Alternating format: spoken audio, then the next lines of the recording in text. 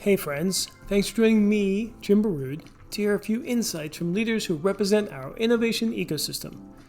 Today's chat is with Jason Portnoy, the author of Silicon Valley Porn Star, and the CEO of Honest Climb Media, and Managing Director of Oak House Partners. Jason, thank you for doing this with us today. I'm really looking forward to hearing your story. Talk to us about what you're doing now. Sure. So, first of all, thanks for having me. I'm excited to have this conversation as well. Right now, I am kind of phasing out of being a venture capitalist. That's been my primary profession for the last 10 years. Um, but recently, I wrote a book. It's called Silicon Valley Porn Star, and it was about my journey in Silicon Valley and with some other things. We'll kind of get into that. And lately, I published the book in June, and it's been generating a lot of new kind of work. And I found that work to be like these conversations. And it's been very rewarding for me and very enjoyable. And so I feel like I'm moving away from the VC work and more into this work.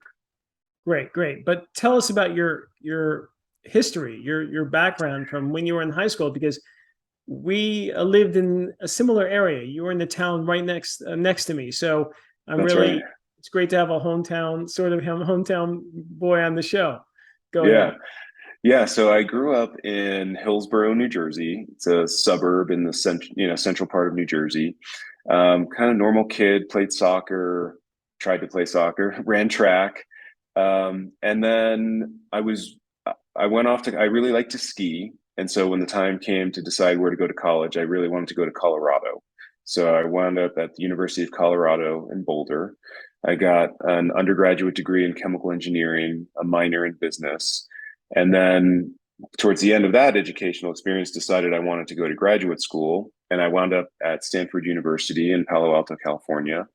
And that was in 1999, right when the first dot-com boom was in full swing. And there were dot-com companies recruiting on campus all the time. And and a lot of my friends in my graduate school program had prior work experience, and I felt like it was a big advantage to them in our academic program. And so I decided I needed to get a job, and I wound up getting a job at some dot-com company that turned into PayPal. And I was kind of very lucky to be in the right place at the right time and essentially fell into that experience. Had a 3-year career there that was very intense. We went from 17,000 PayPal accounts, I think, on the day I started to going public and then getting acquired by eBay for $1.5 billion in a very short span of time. So super intense education, really, and experience. And then I went on to have, I went with a group of folks from PayPal to help the PayPal CEO, a guy named Peter Thiel, start a hedge fund or kind of revamp his hedge fund. And then I became the first CFO of one of his portfolio companies called Palantir Technologies. And that was kind of a crazy, wild ride. Palantir went public a few years ago, and the company's doing very well. So the Silicon Valley experience was really fun and interesting. So you consider Yeah. yourself one of the PayPal mafia? Sometimes I'm listed in those articles and sometimes I'm not. And I don't know that there's a central authority that's deciding who is and who isn't. So it depends. Some people say I am, and it doesn't matter much to me either way. I used to not like the name because I felt like it was too close to the truth um, in terms of the dynamics of that group, but that's changed a lot over the years. We were a lot younger 20 years ago. Right. And so just remind people who you were working with. And you were Mhm. probably amongst the first, one of the first employees, obviously. But who were you working with while at PayPal? Yeah, so I worked pretty closely with the CEO, a guy named Peter Thiel. My boss was a guy named Roelof Botha, who's now the head of Sequoia Capital globally, an amazing gentleman. Um, I worked closely with one of the other co-founders, Max Levchin, who's gone on to do amazing things. I did work closely with Elon Musk for a while he was the CEO. A guy named Reid Hoffman, who went on to start LinkedIn. There's the guys who went and started YouTube, the guys who started Yelp. The list just kind of goes on. It's really crazy. We were just a bunch of kids trying to make PayPal successful, and it was a really interesting place to be and moment in time. Absolutely. My God. What Yeah, an amazing experience with amazingly brilliant people, right? yeah, However dysfunctional it might have been behind the covers. Um, yeah. so, all right. So tell us, okay, you have got the perfect life, right? So tell us what happened, what went wrong. Yeah, it seemed like I had the perfect life for a while. I was just on this crazy upward trajectory. I was making money. I was young. I was part of successful Silicon Valley startups, which has become such an important thing in our culture. And my family was over on the East Coast, and so this Silicon Valley thing just seemed like this um, really wonderful, faraway land. And so anyway, at some point, things start going not so well. And when I was at this company, Palantir Technologies, at that point, my wife and I were married. We had our first child, and my life was really started to kind of unravel. And turned out that I had a problem brewing under the surface that I didn't really understand. It started when I was in college, and I got my first laptop with an internet connection and discovered online pornography. And that became a habit. And I didn't really think anything of it. I thought that this is just what guys do. They look at porn sometimes, and there's so much of it, it must be a normal thing. And unfortunately for me, online porn was kind of a gateway to other things. And I wound up starting to engage, while I was with my girlfriend, then she was my fiance, then we were getting married. I started engaging in hookups through Craigslist or escort websites. And then eventually, after we were married, it it continued to escalate to sugar daddy websites and things like that. And it wasn't until about 2015 that I really discovered or realized that I had a pretty serious problem that had developed, and I had to do something about it. Got it. So tell us, how you started that process of Yeah. overcoming this tragic occurrence of events. Yeah. Well, the first thing was when back in 2010 or so, when I was at Palantir Technologies, was working very hard in Silicon Valley, still feeling like I was on that upward trajectory. I'm doing all of the right things, right? I got this amazing life. Um, that's when the first cracks started to form, and I realized something's not right here. There's a problem, and I wound up leaving my job because I was it was either that or I was going to get divorced. And I left my job, and about 6 months later, I found a life coach who turned out to be, over time, kind of a therapist, a spiritual guide. I have so many different words. I could a guru of sorts. But I use the term life coach when I talk about her and in the book, just because it seems to be the easiest way to describe it. But she really helped me start unraveling, some of these behaviors and understanding why I was doing these things. And it was a long process. Again, I didn't really hit a bottom until about 2015, so about 5 years after I started the work. But I think that was part of the process and part of the journey. We can go into more details if you like. Yeah, Sure, sure. Well, let's talk about that. yeah, Those details. I mean, it sounds harrowing, and crazy.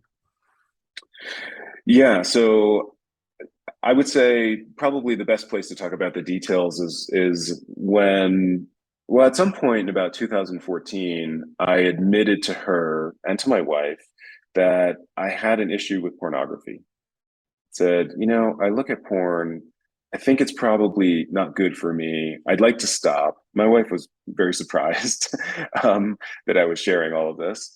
I tell the story in the book too. I told her mother about this as well, and then I was like, maybe I don't need to be that honest with everyone. It was kind of a funny moment, but I started to admit that I've got this behavior that feels like it's not serving me, and that kind of launched into a very inward journey around what is it that if I have this compulsive behavior, is there something I'm trying to numb or self-medicate or avoid or create distractions in my life?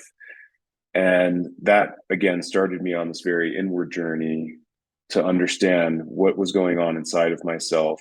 Who was I really? These are questions that I hadn't really asked myself up until that point. Who was I? What was I trying to do? What was important to me? And then it started with questions like, how much is enough? When is enough enough?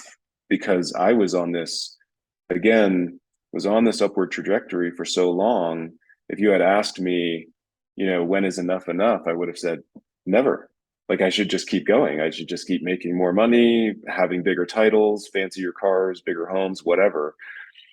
And I really started to question all of those things because I had gotten all of those things, but I wasn't happy, and I still had kind of a hole inside that I needed to fill. Got it. And so how did you go about filling that hole or resolving it? Because from the book, it seems a lot of ups and downs.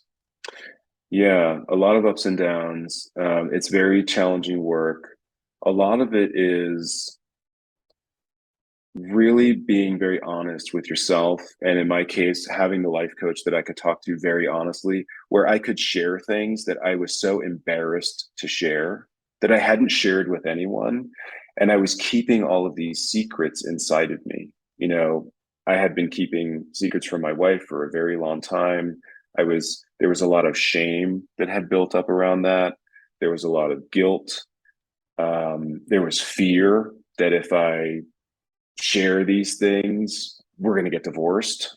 There was just so much stuff that was trapped inside of me. And it turns out that stuff is very toxic. It really affects you. And I wasn't living in my integrity.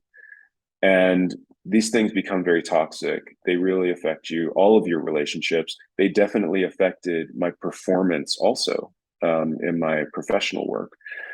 And so working with the life coach, starting to do a lot of journaling, starting to do some meditation. In 2015, I started doing a lot of yoga and doing things to kind of get to know myself better and ask myself, where is this coming from? Where being really more honest with myself about what I was doing and how my actions were affecting myself and affecting the people around me. Got it. And what about, since you're with your life coach for 4 years at that point, and obviously your wife was distraught, I'm sure, but your life Yeah. coach was probably just as upset, right? That you didn't tell her, right? When you guys were so close. No, she's not like that. Interestingly, that does seem like it'd be kind of a normal thing. I think her thing is she's not really she's never judging, which is very helpful. And her thing is that this is like we're just pulling on a thread, and we don't know where this thread is going to take us, but wherever it takes us is where it's supposed to take us. So there's not really a destination in mind except climbing the mountain, which is the way I talk about it in the book. And so she had a sense for a while that there was something I wasn't telling her. But any therapist who's working with someone in that context, one of the core tenets is you have to meet the person you're helping where they are. And you can't rush them along. You can't, even if you think where it's going, you can't rush the process.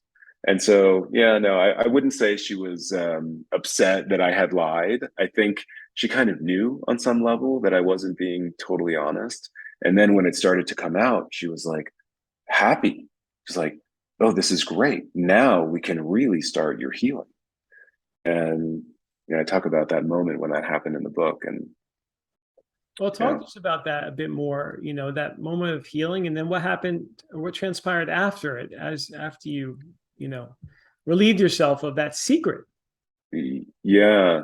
Well, that was the beginning of a new life for me. And sometimes I feel like I've lived two lives because the things that I was doing and the person that I was back then seems so different from who I am now and how I live now.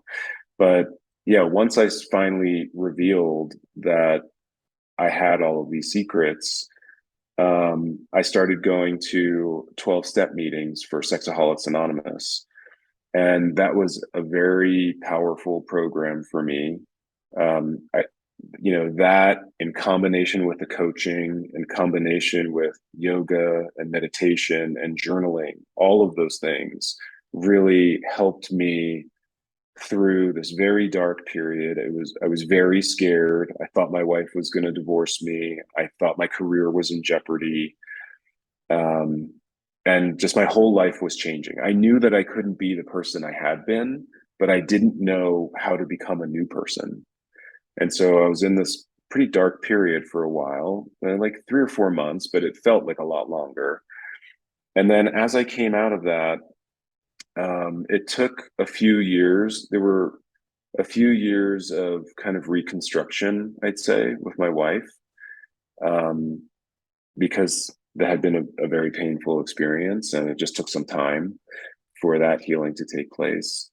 But I continued with the work, and and then as I continued kind of going on that internal journey, getting to know myself more, being really honest with myself about my motivations and intentions behind things, or and being really honest with my wife or my life coach or whoever about what I was doing or thinking, I started to experience some of the benefits that you read about when you do this internal work, but I actually started to feel them. So my life got a lot simpler.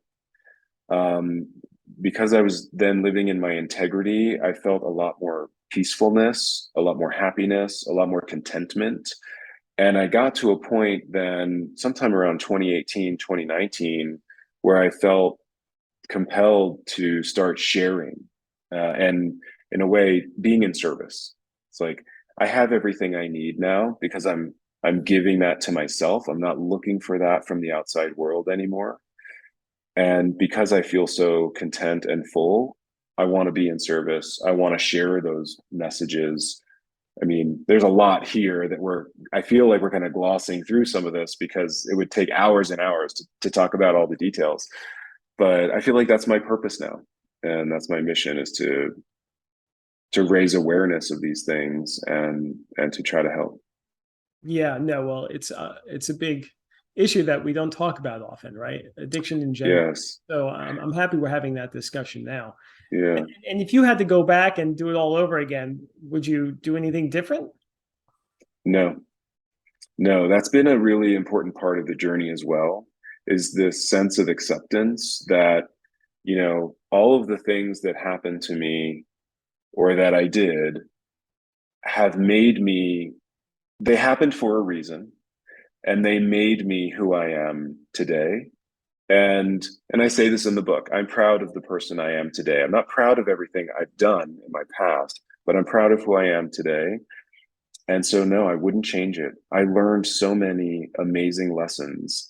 And it's only through learning those lessons that I now feel qualified to kind of help other people that are going through similar struggles. And it's not just sex addiction or pornography. It can be alcohol, gambling, drugs, work, television. There's so many ways that we as humans express addictions, but at the end of the day, they mostly trace back to very similar roots, self-medicating, avoidance, um, you know, cover, yeah, I don't want to go too deep into that, but Well, then, having said that, what advice would you give people who are in this situation like you were 10 years ago, whether it was yeah. a man or a woman? Yeah, so I feel like we still as a society have this, there's a powerful charge on this label addict. You know, still someone would feel like, well, I might have a problem, or this might be a habit, or I might not be able to stop, but I'm not an addict. They have a difficulty taking that step. And I hope that, if anyone out there is suffering with some kind of compulsive behavior that they can't stop, that they would not be more open to this idea that, like, well, maybe I am addicted to this thing. Like, and by the way, just the other thing is that we have this label, we feel like it sticks with us for life. Um, and so the old language would be, once an addict, always an addict. And I'm not so sure that that's true. And I don't think I'm alone in that. I think that there's a newer understanding that of why we get into these addictive cycles and how we can get ourselves out of these addictive cycles to a point where we're not an addict anymore. But I think that this fear of the label and the charge around the label prevents a lot of people from getting help, and help that would, I think, really help them experience the freedom that I feel like I now feel by not having this thing in my life. Because when you have a compulsive behavior that you can't get under control, there's guilt around it, there's shame around it. A lot of people feel like a failure because they feel like I should be able to control this, but I can't. And, the first part of the 12-step program is surrendering and saying, no, I can't control this and I can't control everything. And I'm going to move through this. And it can be very healing. Right. And what about the other side? Obviously, your wife has to be a very special woman, She and is. put up with a lot of stuff, obviously. But what about people in her position, dealing with someone like you? Is there any recommendations you can give or advice you can give to folks in that boat? My first piece of advice would be to read a book called Women Who Love Too Much, which is by an author. Her name's Robin Norwood. And that book talks about how women who've come from families where there maybe was addiction or some other kind of emotional distance tend to get into relationships with men who are themselves, potential addicts or emotionally distant in some other way. And that book really opened my eyes and my wife's eyes to a lot of dynamics that were happening in our relationship. A lot of stuff in that book, we were living a lot of things that were described in that book. And it was a big aha moment, it helped us connect a lot of dots, and especially for her, realizing, my wife's father had struggled with alcohol and drug abuse when he was, or excuse me, alcohol and drug addiction when he was young. And so she had grown up with that. And for her to be with someone who was an addict or was emotionally distant was kind of a comfortable place. And, again, there's a lot more we could go into there, but that was a powerful moment for her to say, I have a role in this too. I was getting something out of this too. And that was a big part of her work. She was working with the same life coach. And that was a big part of her work there as well, was this, idea that she's not a victim, that somehow she was attracted to me, somehow she must have been getting something out of this relationship as well. And what was that? And that's another example of that kind of internal introspective work on her side. Yeah. And so your relationship must be much stronger now with her and your family. What steps have you taken, to make that familial bond much stronger? Yeah. So it is much stronger. Our relationship is very strong now, and I feel like I cherish my relationship with my kids. I feel like those relationships are quite strong. I think a couple things had to happen for me to get there. One was I had to kind of redefine what success was for me. As a young man, I was on this, again, we talked about this upward trajectory. I thought I need to make a lot of money. I need to have cool cars and hot women and fancy things, all the stuff. That's what's going to make me successful. And then I'll be happy. And it turned out that a lot of that was false. And, I talk about that a lot in the book. So I had to recalibrate, what does success really mean for me? And that it is my relationship with my wife. It's my relationship with myself. It's my relationship with my kids. It's my personal health. Because also, when I was on this upward trajectory, the graph of my health was going the other direction. And so a much more holistic definition of success, I think, has been one thing. Another thing was my relationship with my professional work and money, frankly. So while I was ascending, I just had this attitude that I need to just make as much money as I can and have the biggest job that I can have. And it doesn't matter if that requires me to work 80 hours a week. That's if I've got that opportunity and that shot, I need to take it and I need to, keep making more money.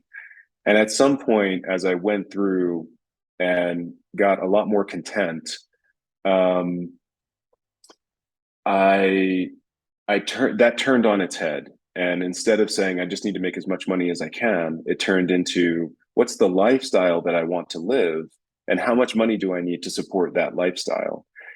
So with that, once that change happened, my life got a lot more simple. I was no longer just thinking all the time about how to make more money, how to have a bigger company, et cetera, et cetera, et cetera.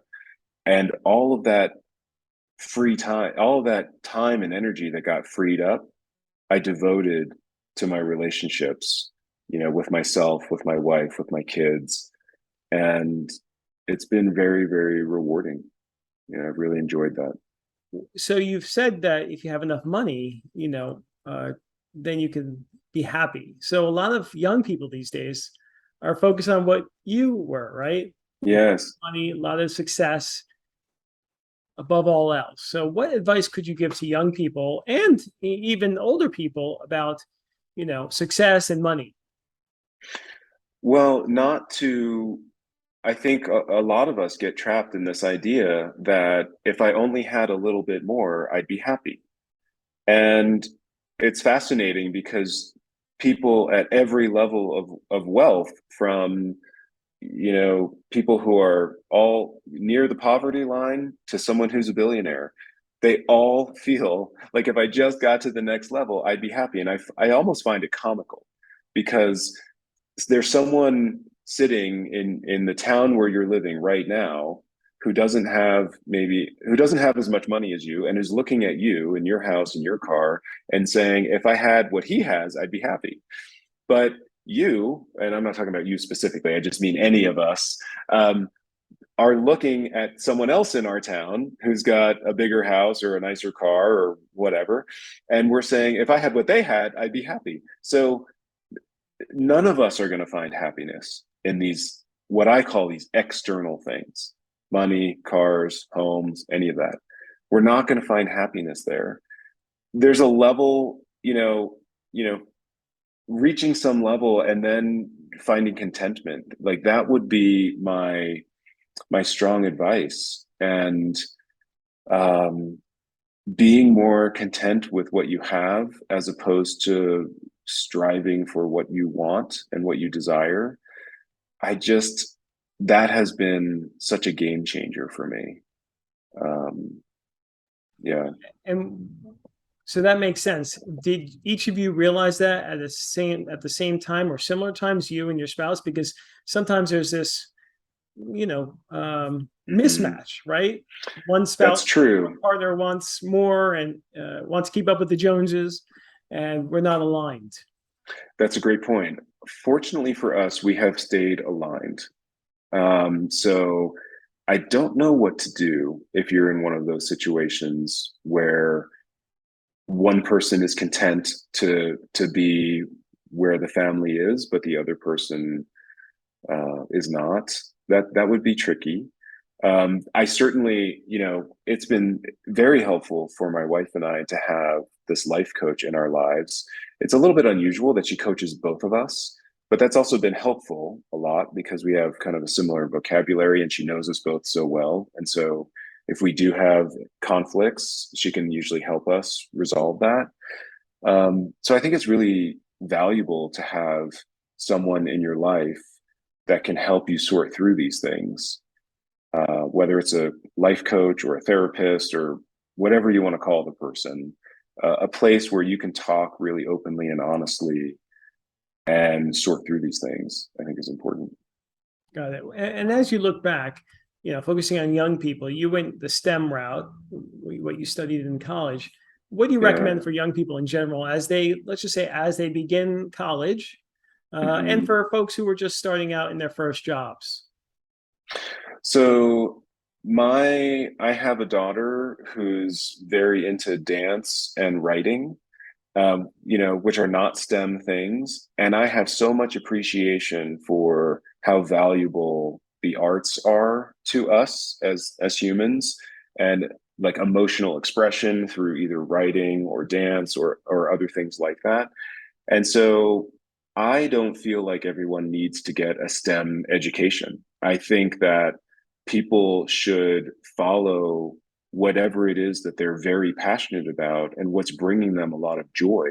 Because if they do that and they are joyful in their pursuit of their education or their career, that energy is they're going to bring that energy into whatever they're doing, and that's going to make them successful no matter what it is that they do.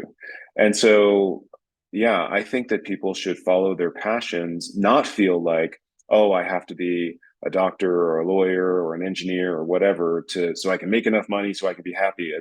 I say get rid of all of that. Follow the thing that you're passionate about. You will earn enough to be content, and it's okay if someone else goes and has a different profession and earns more money than you. It's okay. We don't all have to be keeping up with each other. There are a lot of people who have less money than some of us who are very happy and very content, and I'm not just talking about in the US, but I mean around the world. They don't live the lifestyle that we live, yet they're very happy and very content. And so that tells me that this contentment thing and happiness, it's not coming from our lifestyle and our cars and whatever. Yeah, no, that's great advice. Now, what about for entrepreneurs? You've seen a lot of entrepreneurs from your time at PayPal to your time as a VC and everything. Yeah, Any tips for entrepreneurs or aspiring entrepreneurs? absolutely. The one thing, well, entrepreneurs or anyone who's interested in working in the kind of venture-backed startup technology startup ecosystem. So that's my experience. I know that there's other kinds of entrepreneurship where people start buying homes and having rental real estate portfolios when they're in their 20s and they make lots of money, and there's that kind of entrepreneurship. But I'm more focused on what I had experience with, which was venture backed technology startup companies. And I was lucky that my first startup, job at a venture backed tech startup, that company was very successful. That was PayPal. The company turned into PayPal, and that I got to experience firsthand what it feels like to be in a successful hyper growth company.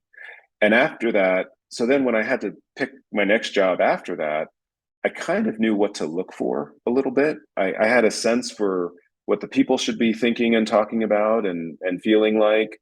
I had a sense for how the business should be feeling and scaling. Like, what does success feel like? And then I got to be part of another kind of hyper growth venture backed tech company in Palantir. And so then when I went and started investing after that, first as an angel investor, then as a venture capitalist, I had a model in my mind for what it feels like to be involved in a hyper growth, successful venture backed tech company.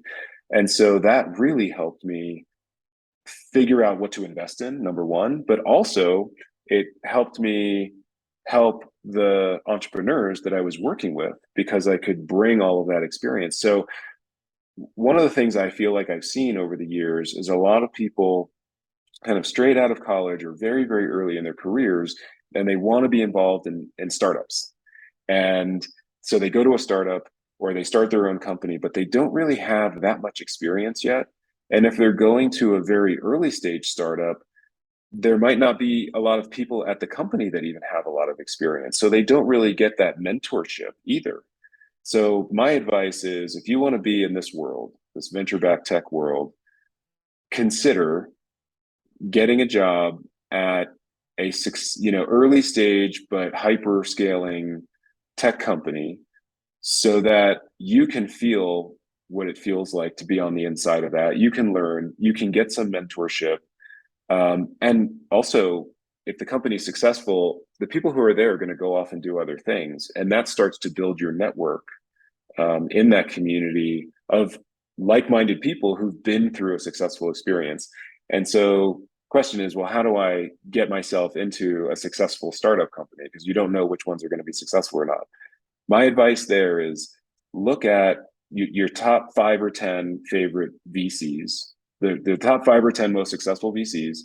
Figure out what companies they just led the Series B financing or the Series C financing, because Series A, there's still a lot of risk and maybe there's not a lot of senior people for mentorship.